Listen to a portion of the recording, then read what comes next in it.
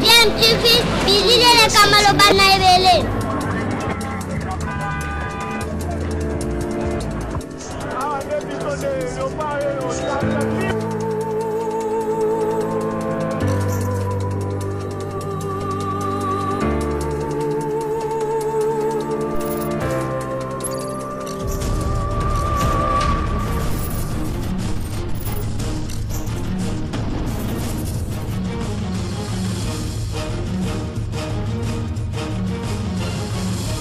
DMTV toujours en avant.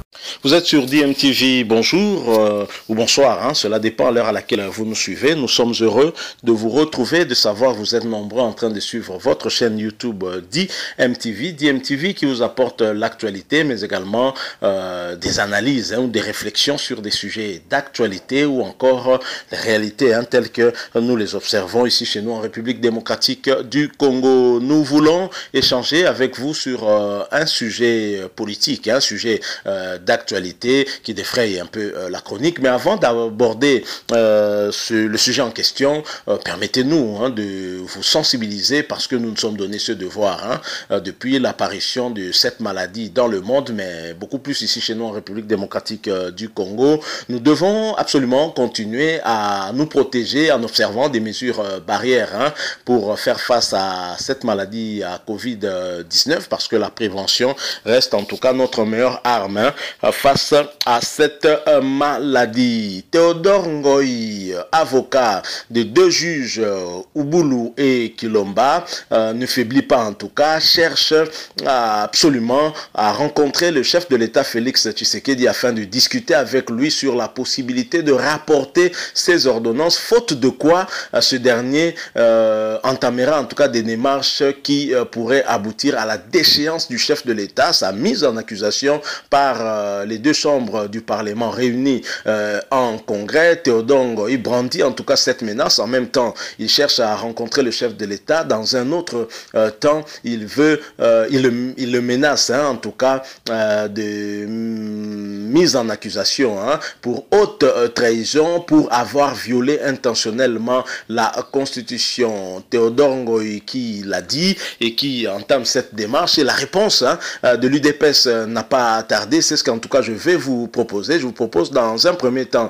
d'écouter Théodore Ngoï. Ensuite, vous allez écouter un des cadres de l'UDPS qui va réagir face à tout ce qu'a dit Théodore Ngoï. Je rappelle là que vous suivez votre chaîne YouTube DMTV. Si vous n'êtes pas encore abonné, cliquez sur le bouton en rouge où il est écrit s'abonner. Deviendrez en tout cas abonné à votre chaîne YouTube DMTV. N'oubliez pas non plus de cliquer également sur la petite cloche de notification qui va apparaître tout de suite après que vous soyez abonné ici. Ça vous permettra bien sûr d'être alerté une fois qu'on aura mis une vidéo en ligne pour vous. Alors suivons cet extrait. D'abord les explications de Théodore Ngoï, ensuite la réaction de Peter Kazadi, un des cadres de l'UDPS. Nous revenons tout de suite après.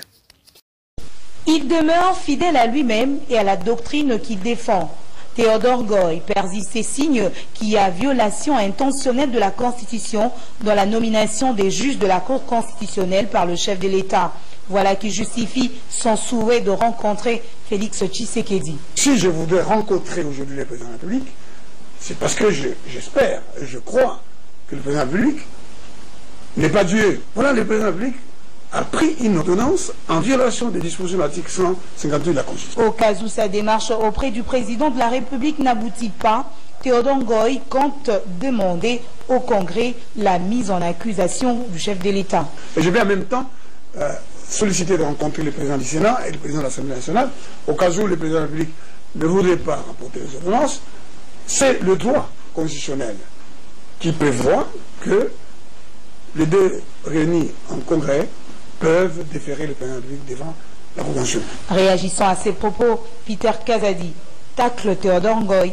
Les prérogatives de saisir le Parlement ne lui reviennent pas. Pour que l'Assemblée nationale puisse mettre en accusation les chefs d'État. Je ne sais pas si M. Ngoï a une démarche politique ou juridique, parce qu'à ce que je sache, il est juriste et avocat. Il devrait avoir lu la constitution du pays. Il devait avoir su que ce n'est pas de cette manière-là qu'on procède. S'il a vraiment l'envie que les chefs de l'État soient accusés, ou en tout cas traduits en justice, il a déposé sa plainte devant le procureur général, qui est le seul organe habilité à engager des poursuites contre les chefs de l'État. Et le Parlement n'est là que pour autoriser ces poursuites-là. Donc, il s'agit d'un coup d'épée dans l'eau d'un monsieur en quête du sensationnel. Il veut qu'on parle de lui. Cet ancien candidat à la dernière présidentielle a obtenu dans cette démarche le soutien de Martin Fayoulou. Décidément, le chapitre des ordonnances controversées est loin.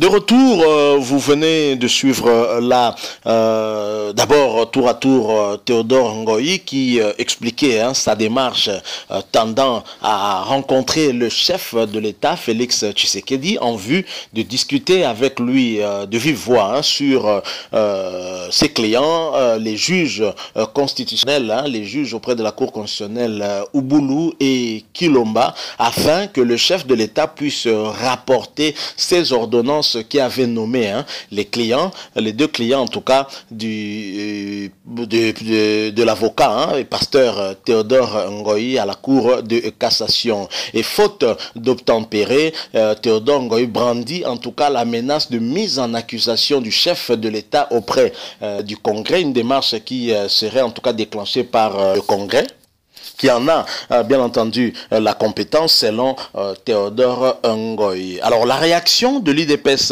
n'a pas tardé, une réaction qui est venue d'un cadre de ce parti politique, vous l'avez suivi, député provincial de la ville-province de Kinshasa, Peter Kazadi a réagi, vous l'avez entendu, et a recadré le pasteur Théodore Ngoï en lui expliquant un tout petit peu la procédure. Il s'agit là en fait d'une guerre des juristes, une guerre juridique dont on est un tout petit peu perdu. Mais notre analyse, c'est essayer de comprendre cette démarche de Théodore Ngoï qui a plus une connotation politique que juridique. Finalement, que recherche Théodore Ngoï?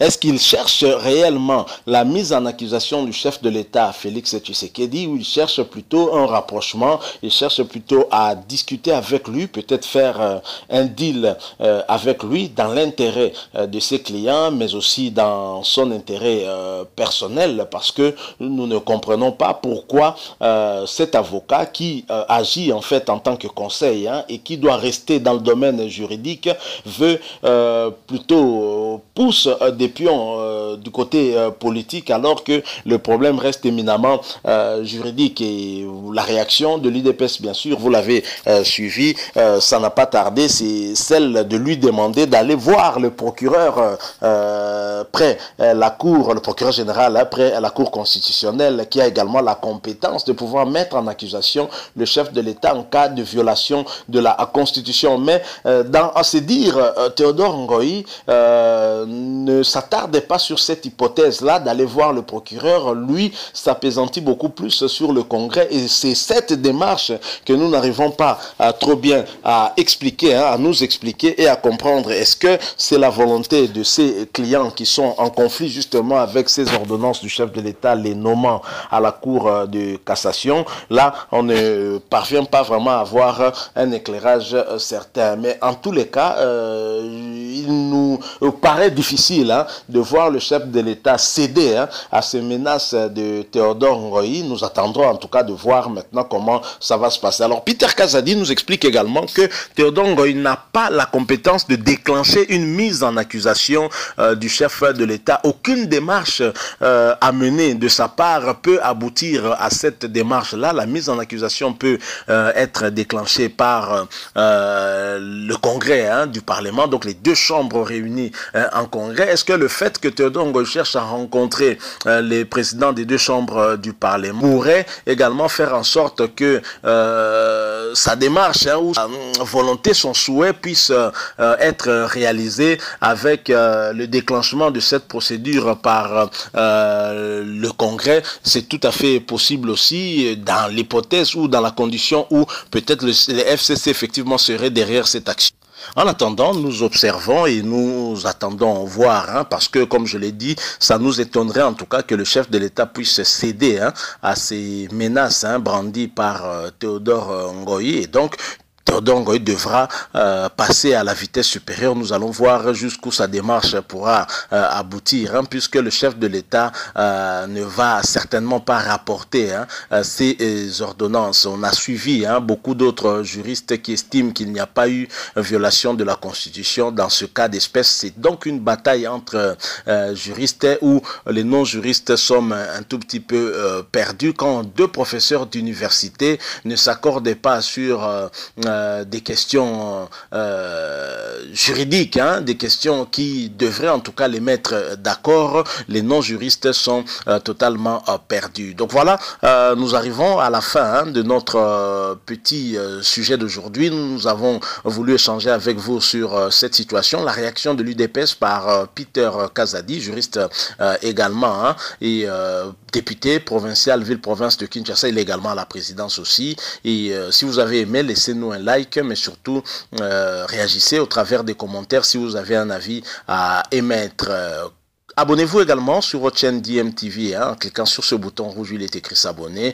Cliquez aussi sur la cloche de notification qui apparaîtra une fois que vous serez abonné. Elle vous permettra d'être notifié des prochaines vidéos qu'on mettra en ligne ici. Continuons à nous protéger face à cette maladie à Covid-19, car nous ne l'avons pas encore vaincue. Seule la prévention est notre issue favorable, notre meilleur moyen pour pouvoir venir à bout de cette maladie. Merci encore une fois pour nous avoir prêté quelques minutes de votre temps. Nous espérons vous retrouver avec un autre sujet d'actualité si évidemment Dieu nous prête encore vie. Nous nous retrouvons très prochainement avec plaisir. DMTV vous dit au revoir.